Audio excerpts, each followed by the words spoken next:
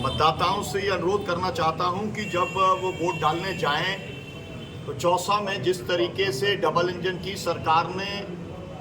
किसानों के साथ में जो अत्याचार किया, दुर्व्यवहार किया, दमन किया कि आज भी गांव कुछ खाली पड़े हैं, इसका उन्हें जवाब देना चाहिए मतदान के माध्यम से। उन्हें जवाब देना चाहिए लखीमपुर खीरी में जिस तरीके से अजय मिश्रा टैनी के लड़के ने किसानों को कुचला, अपनी जीभ से पत्रकार को कुचला, उसका जवाब देना चाहिए। उन्हें इस बात का जवाब देना चाहिए कि 380 दिन का जो किसान आंदोलन चला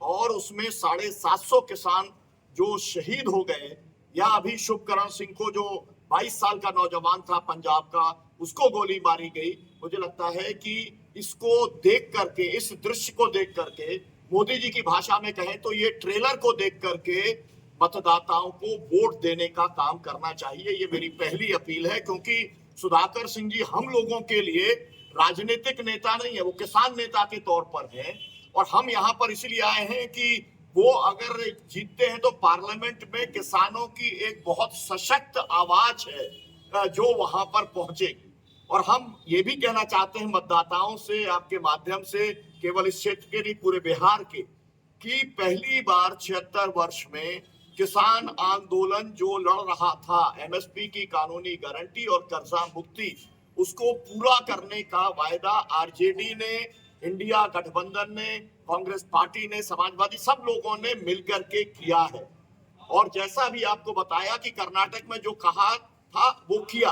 तो भरोसा आप कर सकते हैं, आप भरोसा करिए। और अगर आप ये भरोसा करेंगे तो किसानों के जीवन में पूरी तरीके से बदलाव आएगा। मैं ये भी अनुरोध करना चाहता हूं कि मतदाता जब वोट डालने के लिए जाएं तो अपनी आंख के सामने वो इस बात को रखें कि किस तरीके से मोदी जी ने ब्रजभूषण शरण सिंह 10 एफआईआर उनके खिलाफ होने के बावजूद भी उन्हें गिरफ्तार नहीं होने दिया। जिस तरीके से अजय मिश्रा टैनी को उन्होंने पूरा का पूरा षड्यंत्र करता था वो व्यक्ति, उसको अपने मंत्रिमंडल में रखा, उनको टिकट भी दिया, ब्रजभूषण शरण सिंह के लड़के को टिकट दिया। और मैं ये चाहता हूं कि मतदाता, मणिपुर बहुत दूर है लेकिन देश का हिस्सा है, 11 महीने हो गए वहां पे महिलाओं को निवस्त करके अगर घुमाया जा रहा है, ये बातें महिलाओं को ध्यान रखनी चाहिए। मैं आज के जो ट्वीट है, प्रधानमंत्री ने ट्वीट किया, मैं विशेष तौर पे महिलाओं से और युवाओं से अपेक्षा करना चाहता हूं। हम अभी गए, हम अभी इलाहाबाद के अंदर थे, हम अभी फूलपुर के अंदर थे, हमने वहां पर देखा कि जो गारंटी कार्ड है, जो 1 लाख रुपया साल महिलाओं को दिया जा रहा है, जब हम वो लेकर के गए तो हमने देखा कि वहां पर हजारों महिलाएं लाइन लगा के खड़ी हुई हैं। और इसी का परिणाम था कि कल जब राहुल जी और अखिलेश जी जब गए, 1 लाख की उम्मीद थी, वहां 4 लाख लोग पहुंच गए। आपको मालूम है जो कुछ देखा। तो मतलब ये है कि जो गारंटी दी है कांग्रेस पार्टी ने, आरजेडी ने, इंडिया गठबंधन ने जो गारंटी दी है वो नीचे तक पहुंच गई है। लोगों को उस गारंटी का भरोसा है और उसको ही मान करके लोग वोट करने का काम कर रहे हैं। मैं काराकाट में था,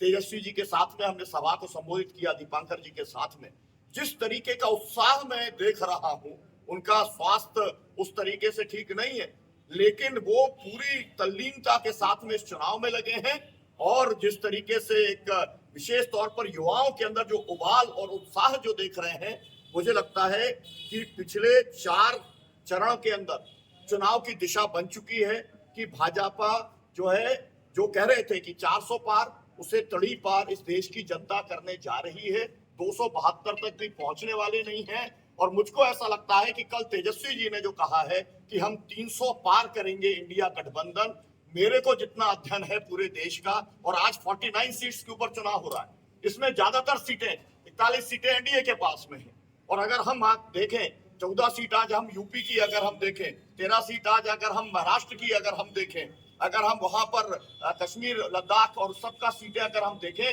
तो हमको ऐसा लगता है कि ये 49 के अंदर भी 30 सीटें कम से कम इंडिया गठबंधन जीतेगा। तो हम वो 300 की तरफ बहुत तेजी के साथ में बढ़ रहे हैं। और इसलिए आज राहुल जी ने जो अपील की है, उन्होंने कहा है कि जो लोग सरकारी नौकरी कर रहे हैं, जो लोग बूथ के ऊपर तैनात हैं, उन्हें अपनी ड्यूटी संविधान की शपथ के अनुसार करनी चाहिए, क्योंकि हमारे को ऐसा अंदाजा है कि 2